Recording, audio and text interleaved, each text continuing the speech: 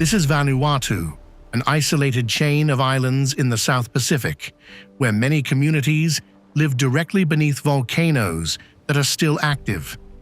The islands are separated by the ocean, and most people rely on the land and sea to sustain their lives.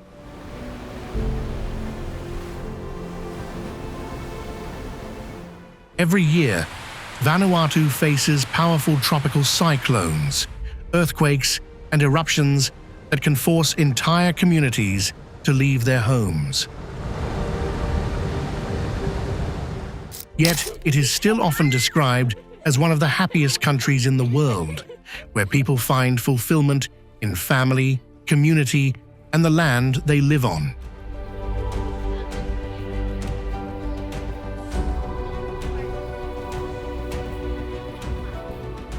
Even more remarkably, wealth in Vanuatu is not determined entirely by money, but is also expressed through land, food, and valuable pig tusks. On some islands, men even dive from wooden towers dozens of meters high with only vines tied around their ankles as part of a ritual that has existed for generations.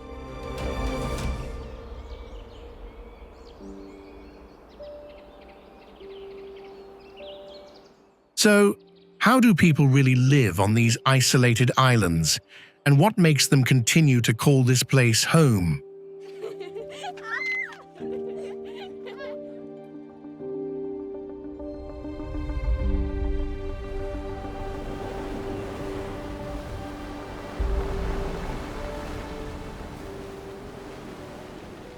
Vanuatu is one of the youngest and most geologically active regions in the Pacific. Located along the Pacific Ring of Fire, most of the country's islands are actually volcanic peaks rising from the ocean floor, formed over millions of years through tectonic movement and repeated eruptions. This volcanic origin has created a distinctly fragmented landscape, where dramatic contrasts appear at every turn. On the island of Tanna, vast grey ash plains stretch around the base of Mount Yasur, while columns of smoke continue to rise from one of the world's most accessible active volcanoes. But farther north, the island of Efate reveals a completely different scene, with deep blue bays and turquoise lagoons surrounding the peaceful capital of Port Vila.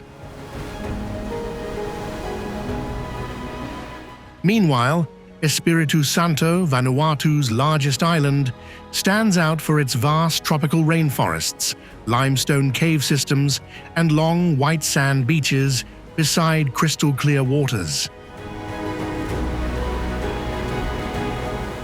Simply crossing a narrow channel can completely transform the scenery, from dark volcanic slopes to dense emerald forests, from steep sea cliffs to calm lagoons and deserted beaches that seem untouched by the outside world. Before we continue exploring the remarkable islands of Vanuatu, let us know what time you are watching this video and which country you are watching from. Leave your answer in the comments below. Now sit back, relax, and continue the journey deeper into one of the most remote, majestic, and spectacular island nations in the South Pacific.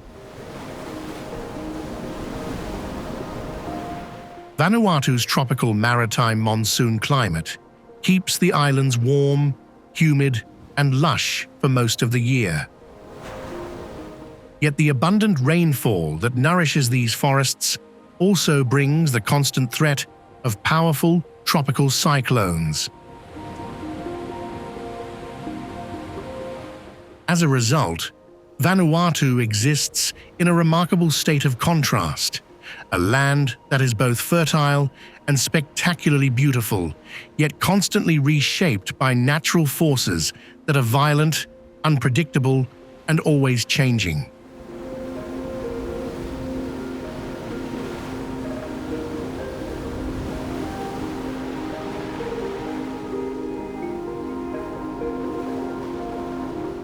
This small island nation is home to 9 active volcanoes, making Vanuatu one of the most geologically intense regions on Earth.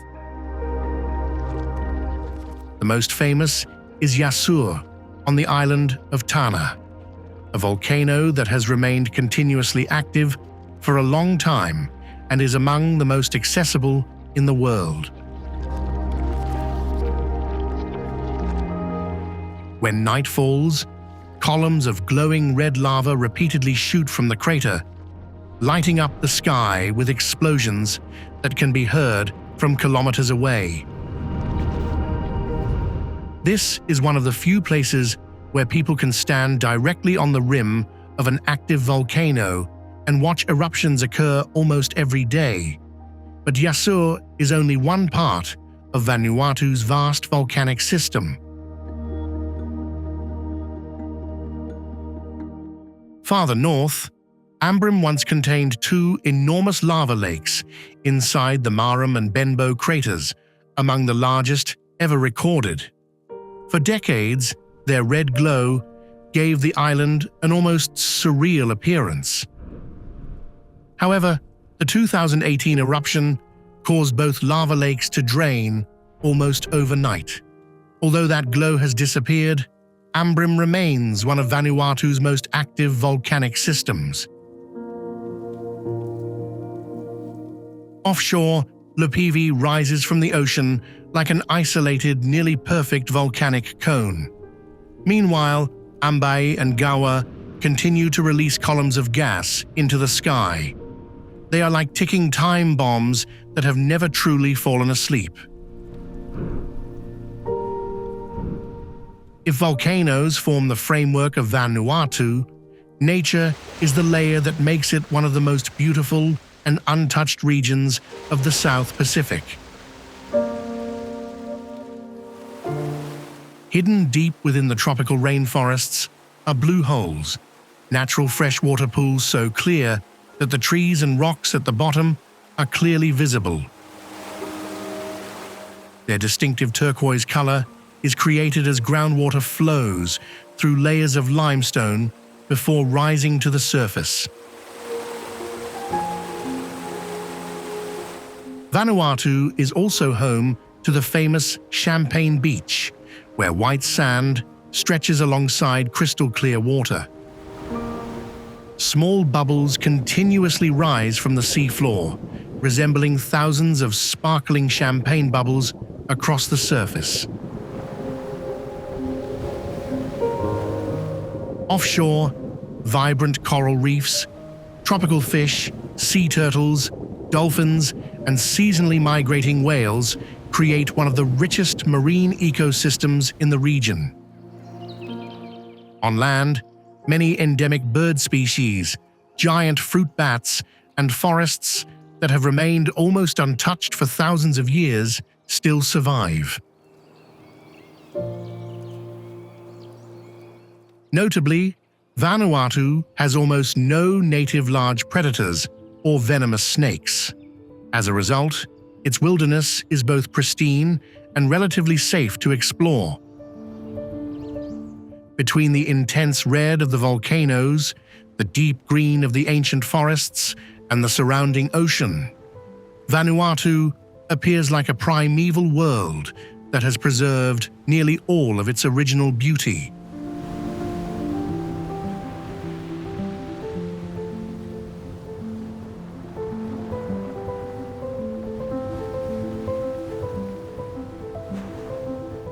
Beyond its untouched natural wonders, life in Vanuatu moves at a slower pace and feels completely different. Here, time seems to be measured more by sunlight and the changing seasons than by the hands of a clock. Across most of the islands, the traditional village remains the center of daily life, where work, family, and community are almost impossible to separate.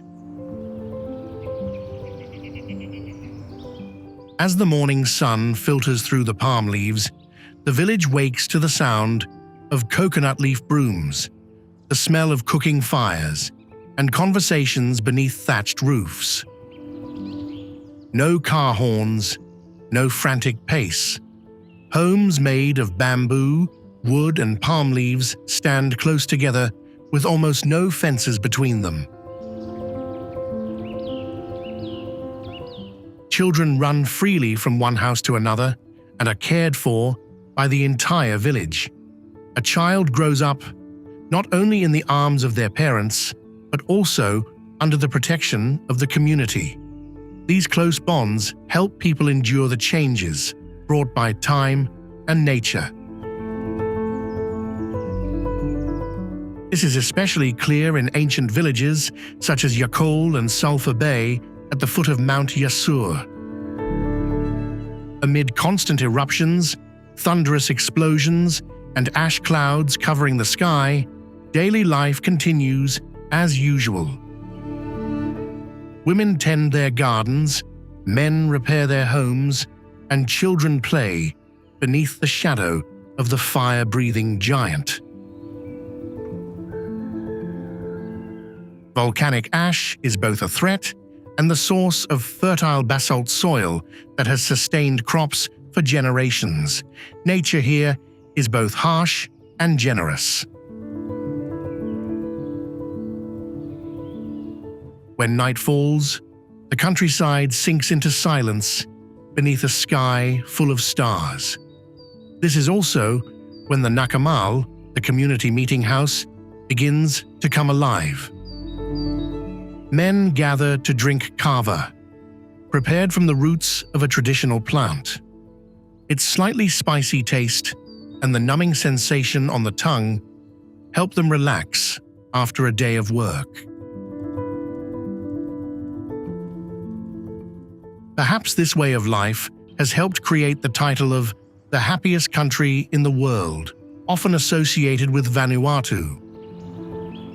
Happiness here is not measured by income or the speed of development, but by a sense of having enough strong community bonds and the ability to live peacefully beside a volcano that could erupt at any moment.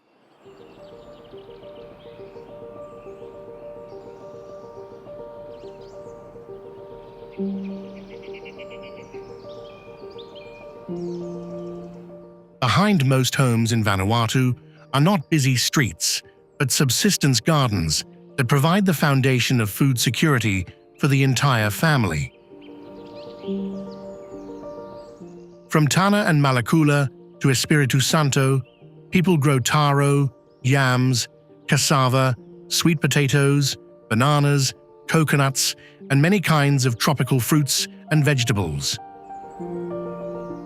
Each morning, they carry machetes into their gardens, relying on physical labor and knowledge passed down through generations about the land, growing seasons, and crop rotation. However, the land provides only half of their food. The rest comes from the ocean. At first light, dugout canoes leave the shore, taking fishermen into lagoons and coral reefs to cast nets, drop fishing lines, or catch octopus. The fresh fish is then brought back to the village and shared with relatives and neighbors as part of the community way of life. By combining farming and fishing, many villages continue to maintain a relatively comfortable life without relying too heavily on cash. They have gardens, coconut trees, fishing canoes, and strong networks of community relationships.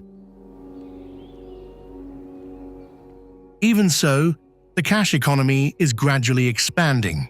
At Port Vila Market on the island of Afate, people sell root vegetables, fresh fish, and handicrafts to pay school fees and buy fuel or medicine.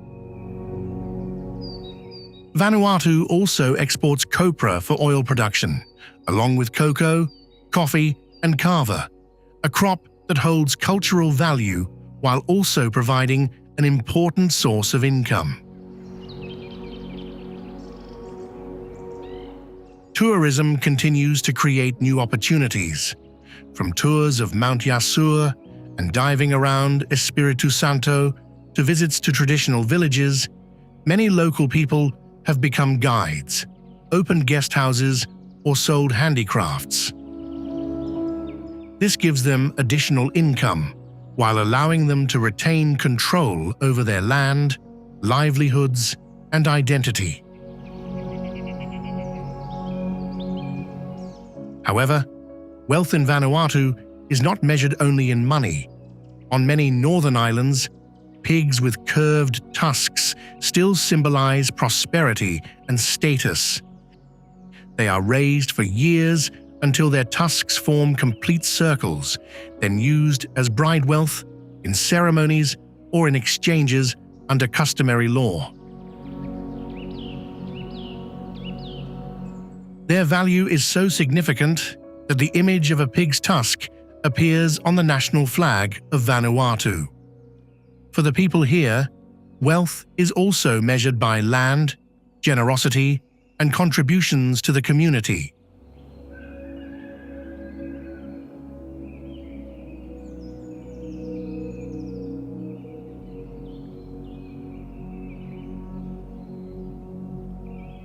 What makes Vanuatu unique is the way its people have preserved their cultural identity across generations. Despite having a population of just over 300,000, the country is home to more than 130 indigenous languages, making it one of the most linguistically diverse places in the world. Pronunciation, customs, and traditions can differ even between two neighboring villages. Bislama, a Creole language developed primarily from English, allows communities across the archipelago to communicate. However, the foundation of Ni Vanuatu life remains Kastom, a system of customary laws, beliefs, and traditional knowledge that governs land ownership, marriage, ceremonies, and connections with ancestors. Although most people now practice Christianity, Kastom continues to exist alongside it, preserved by elders and passed down through generations. Each island in Vanuatu has its own ceremonies and art forms. On Pentecost Island, the Nag Haul ritual, also known as land diving, still takes place every year during the yam harvest season. Men tie vines around their ankles and dive from wooden towers more than 20 meters high, trying to bring their heads close to the ground to ensure a successful harvest. This ritual is considered the inspiration for modern bungee jumping. On Ambrim Island, sand drawing has been recognized by UNESCO as intangible cultural heritage. Using only one finger, artists create complex, symmetrical patterns that both tell stories and preserve ancient knowledge. On Gawa, women create music by slapping, tapping, and sweeping their hands across the surface of lakes or freshwater streams, producing rich rhythms without musical instruments. Spiritual life is also reflected in the John Frum movement, which emerged on Tanna Island in the 20th century. Often classified as a cargo cult, this belief system centers on the legendary figure John Frum and combines traditional beliefs with influences from the outside world. The coexistence of Christianity, Kastom, and indigenous beliefs has created a distinctive spiritual life. Each island contributes its own piece, but all are connected by one principle. People may give up some modern comforts, but they will not turn their backs on the heritage of their ancestors.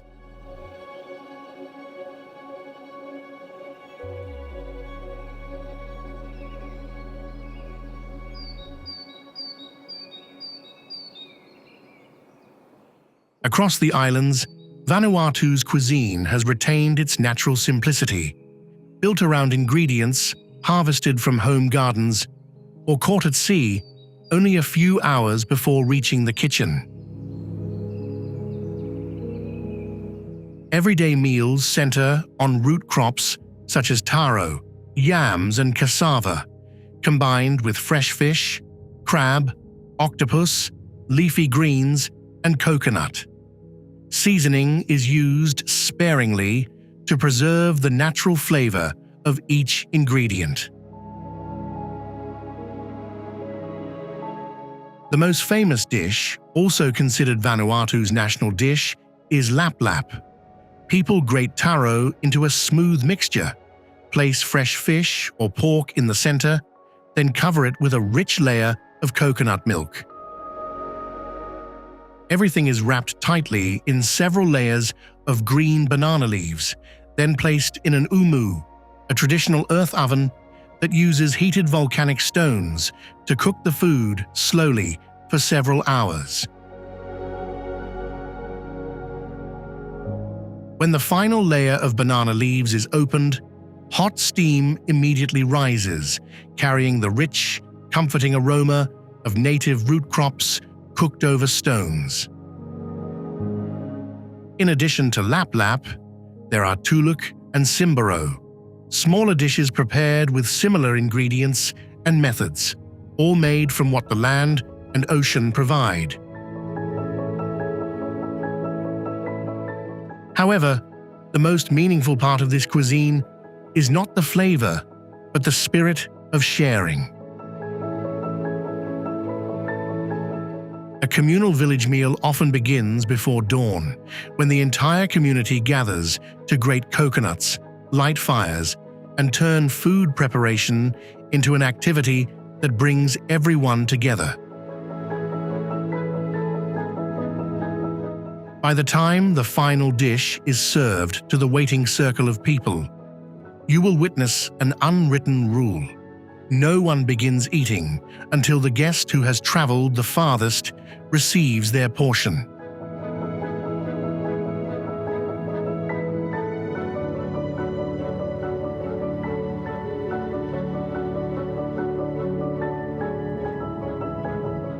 While many villages continue to maintain a traditional way of life, Vanuatu is also entering the modern world in its own way. Smartphones, internet access, and education are becoming increasingly common, but they have not completely replaced the values that have shaped communities for generations. The distance between more than 80 islands remains a major challenge. Travel depends mainly on boats and airplanes. Motorboats carry passengers, produce, and goods between coastal villages, while ferry trips connecting the larger islands can take several hours or even days during bad weather. For remote islands, air travel is almost the only option. From Port Vila, small propeller planes connect Tanna, Malakula, and many other places, often landing on dirt or grass airstrips located in forests or along the coast. Even on the larger islands, beyond the paved roads around Port Vila and Luganville, the surface quickly changes to dirt, gravel, and forest trails. Technology is gradually reducing this isolation. Mobile phones allow people in remote villages to check crop prices, discuss work, and stay in contact with relatives without traveling for days. More students are traveling to Port Vila or larger towns to study, then returning home with new knowledge and skills. Some work in tourism, services, or the public sector, creating livelihoods that previous generations never had. A young person may use a phone to communicate with tourists, then return home to take part in a Kastom ceremony. A family may bring produce to the market in the morning, but still gather around the fire at night to share traditional stories. This is the face of modern Vanuatu, constantly changing while still trying to preserve the values that have shaped its identity for centuries. However, climate change, natural disasters, development pressure, and the risk of cultural loss are raising difficult questions about the future of this island nation.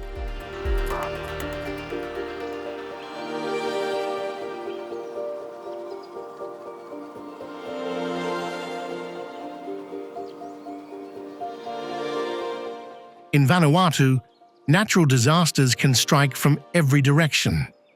From November to April, the tropical cyclone season brings heavy rain, powerful winds, and rough seas. Within just a few hours, coastal villages can be flooded, homes and ports damaged, and food gardens destroyed. For an island nation dependent on agriculture and fishing, every cyclone directly threatens food supplies and livelihoods for months. Volcanic activity is also a constant danger. The eruptions of Vanuatu on Ambae Island in 2017 and 2018 covered homes, water sources, and farmland in ash, forcing the government to evacuate the entire population. At the same time, rising sea levels are causing coastal erosion, while saltwater intrusion is contaminating freshwater sources and agricultural land. Rising ocean temperatures are also bleaching coral reefs, reducing marine habitats and threatening coastal food supplies. Vanuatu produces very few emissions, yet it bears some of the most severe consequences of climate change. As a result, representatives of the island nation have brought the issue before international judges, demanding that the world take responsibility for what is happening to their islands. Modernization is also creating major changes. Smartphones, internet access, and education are expanding opportunities for connection, leading more young people to leave their home islands to study or work in Port Vila, Luganville, or abroad. However, only some of them return. As Bislama, English, and French become more widely used, some indigenous languages are at risk of disappearing. Along with them, customs and knowledge passed down orally through generations may also gradually fade away. Waste is another challenge. In the past, village waste mainly consisted of biodegradable organic materials, but packaged goods, plastic bottles, and single-use packaging are becoming increasingly common, while waste management systems remain limited. In response, Vanuatu became the first country to ban plastic straws, single-use plastic bags, foam containers, and many other products that are difficult to break down. According to Vanuatu's Department of Environmental Protection, banned items fell from 35% of total waste to less than 2% by 2024. In many markets, baskets woven from pandanus leaves are also gradually replacing plastic bags.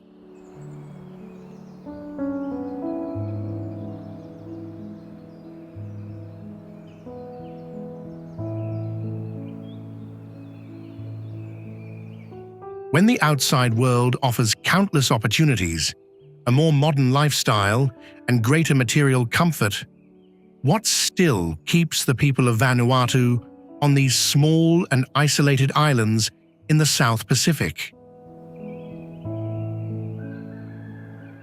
The answer is not found in material conditions or opportunities for advancement, but in a sense of belonging. For many people in Vanuatu, home is not simply a place to live. It is land connected to their ancestors, family, community, and values preserved across generations, something no modern city can replace. They also choose to stay because of a way of life that is simple yet deeply fulfilling. It is a life closely connected to nature, where people still have time for family, community, and the simple things that make each day meaningful. Although countless challenges from natural disasters and modernization still lie ahead, the people of Vanuatu continue to prove that development does not necessarily have to mean losing their identity. Vanuatu may not be the richest, most modern, or most populous country in the world. Yet in the middle of the vast ocean, this small island nation reveals a completely different way of living, where people maintain a deep connection to their homeland, preserve their cultural identity, and live in harmony with nature. What makes Vanuatu truly extraordinary is not its active volcanoes or untouched beaches, but the way its people define happiness. Happiness is not measured by wealth or the pace of development, but by a sense of belonging and appreciation for the simple things in life. From the image of the curved pig's tusk on the national flag and the wooden towers rising high on Pentecost Island during each yam harvest season, to the smoke rising from the umu during communal village meals, Kastom continues to endure. Not in museums, but in the everyday rhythm of life in an island nation in the South Pacific.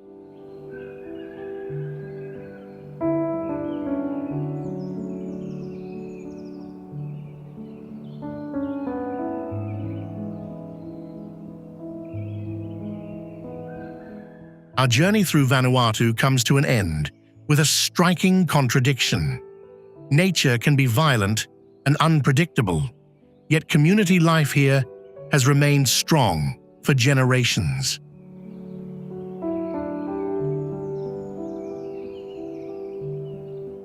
From villages at the foot of volcanoes and subsistence gardens to ancient rituals, which part of life in Vanuatu impressed you the most? And would you be willing to live on an isolated island like this?